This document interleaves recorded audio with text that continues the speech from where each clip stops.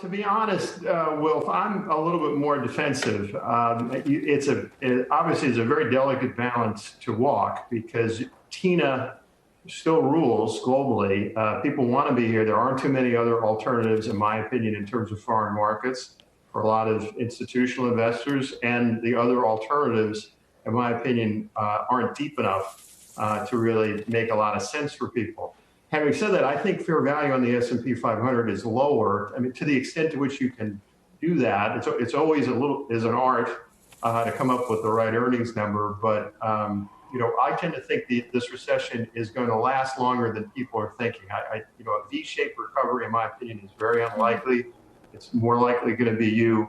But what you're fighting is the fact that there's just a lack of other alternatives for most investors with deep pockets.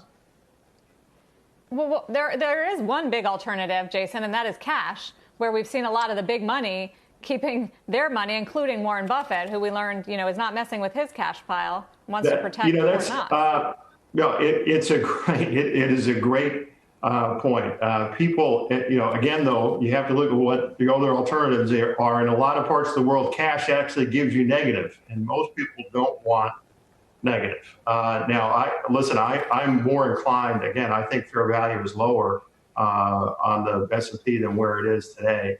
But the way I'm kind of threading the needle is I have much more of a bias towards growthier stocks that Mike was talking about before than I did coming into the year. Coming into the year, I had much more of a bias towards the cyclical stocks because I thought global economic growth would go up in mass, largely because the trade war between U.S. and China was over. We'll never know whether that thesis would have been right. It's clearly not right now. It's clearly not working now. And to me, I think investors are going to pay up for growth stocks for quite some time.